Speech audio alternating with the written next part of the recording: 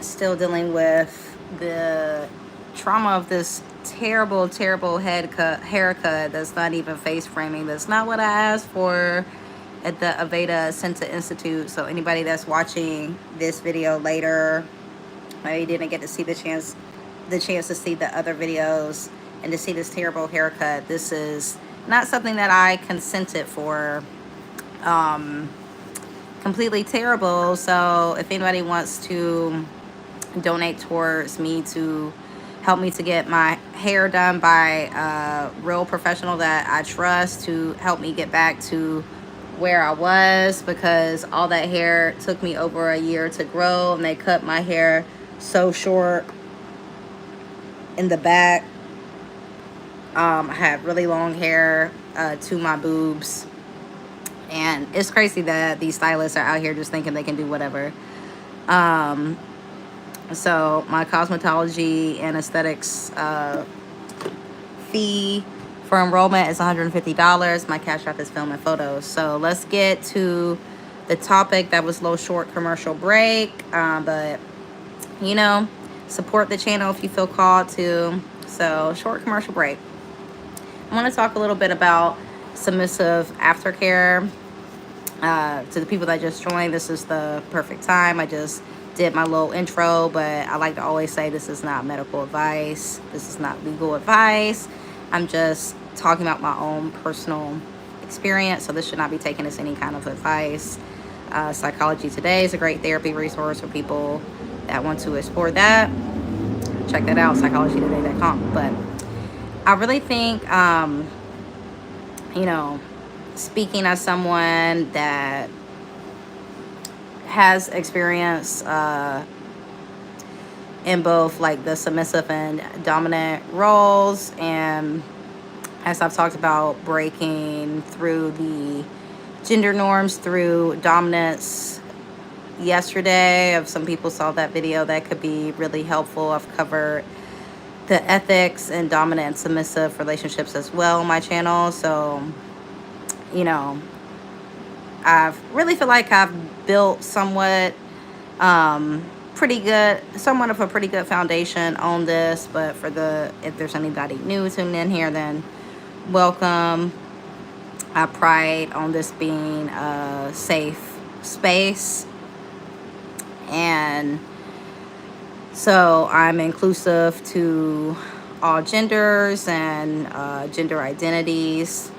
So I just want to welcome you, say thank you for being here and joining me. So I do feel like something I really enjoyed when I've been a submissive is, you know, having that aftercare. So I feel like that's extremely important to, you know, talk about love languages and aftercare and like what that could look like from my own personal perspective.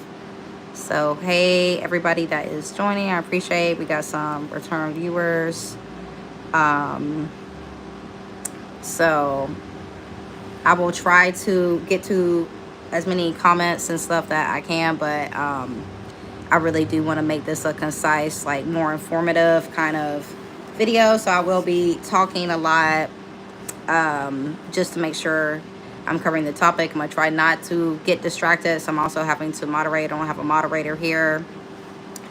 You know, I would love to be able to hire someone to do the moderation.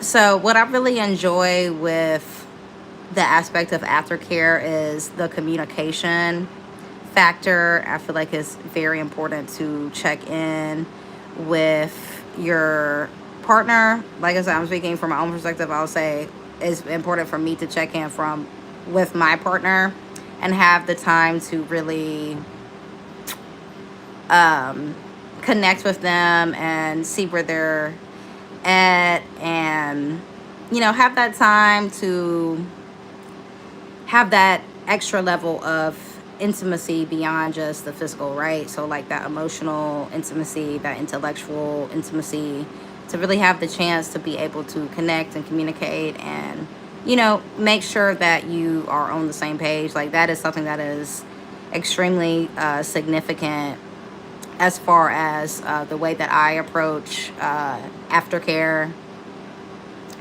And, you know, I think that this is also important for really any kind of relationship, to make sure that, you know, that the vibes are like matching, that everybody is feeling safe and comfortable. And I feel like it's important. Like, I'm such an empathetic person. I'm always like checking in with my friends, any of my friends, for instance, and my community. I want to make sure like they are safe, they are okay. Like, how can I support you? And it's the same within the context for me, like whether that's a submissive, a dominant, anything. But in this particular video, um, I'm talking about aftercare for submissives. So yeah, it will be good to actually be able to pay myself. I like to pay people if I was going to. Oops. If I was going to actually hire a moderator, I would like to properly compensate them. I actually do need. I would like to be able to hire some staff once I have that kind of budget. That would be the goal, to provide some additional opportunities within my community. So let's move on. You know, I definitely also want to say I do feel like it's important to check in on a regular basis throughout the relationship. At least that's my personal preference. So these are all my own personal opinions. So, you know, occasionally, like, I had one boyfriend that was like, oh, you don't have to check in with me every day. Like, we're together. Like, it's okay. So I felt like we actually had some miscommunication. I communicated, but he was like, oh, this is like too much. Like, we don't have to like check in about this every day. I thought that was, like I said, we just didn't see eye to eye on that. Like, I'm the kind of person, like, I like to check in. So that particular thing, we did not see eye to eye or completely like agree on. So let's see what else that might be important to mention. I mean, I do think it's important to, at least for me, I like to do like shared activities together, you know, enrich our own like common interest. So that's something like I enjoy, having the chance to relate to them on various levels, whether that's sharing the same like intellectual interest, or emotional wellness, whatever, any interest. Doing like fun activities is something like I enjoy doing with any of my intimate relationships that I've been in, right? So I mean, I do think there's, you know, some chances to get creative with it. That's why I'm like also really into the love languages and figuring out what someone's love language is. And, you know, that's really important, like, and especially in the communication of, I feel like it's very important y'all speak the same love language, or like you at least like know their love language. And, you know, I like to think about like, okay, my partner, I don't like to say partner. I'll just say boyfriend. Like, my boyfriend, my significant other, right? My significant other likes physical touch, likes time spent together, likes, you know, me being an empath, they want my like emotional support, like, you know, whatever it is, figuring that out. You know, maybe he had a tough day at work. Maybe he's having like a family issue going on, and like, you know, wants that support, right? So like figuring that out of how can I support this person? How would they like me to support them is even better to say. How would they like me to support them? Is that within my capacity, right? How can I show up for this person in the way they need me to show up? So really this is like, I feel like really basic communication stuff that I feel like I would like to see in more relationships in general.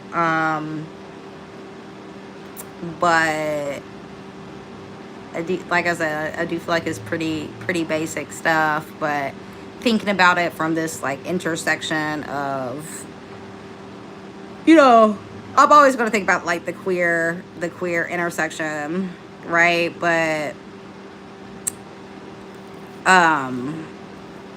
thinking about like the importance of communication in relationships and how that intersects with submission and dominance, and really the fact that aftercare and care you would think would be a part of any relationship, but like how all these things intersect.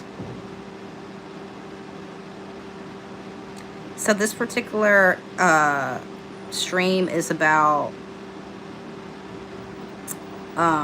see, the side comments really get me distracted. So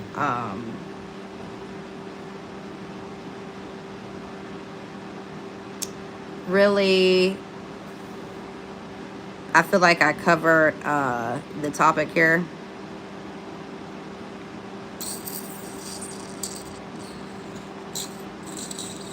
Let me take a little sip of water.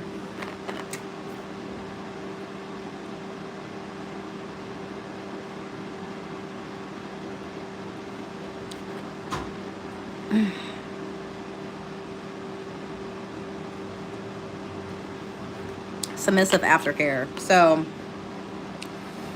that was a lot of talking. That was definitely a mouthful. I've got like a couple more meetings.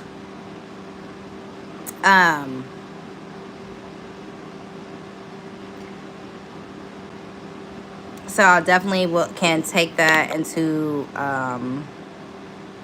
some of your questions and stuff into consideration for another video. Oops, I'm screenshotting and doing all this stuff. Is like, it's really taking up a lot of time. So anyways, that is my, you know, very basics for this particular topic. If y'all have some topic suggestions, feel free to find me on Instagram, or just, you know, leave a comment on the YouTube channel. And yeah, I will take y'all's questions into consideration for another video. I want to make sure that this video gets out there, that people can, you know, watch this seamlessly and get the information. So with that being said, I'm gonna close this video. Be sure to check it out if you're just joining. I'm talking about submissive aftercare. So yeah, let me know what else y'all want to see, and I will take that into consideration. Thank you.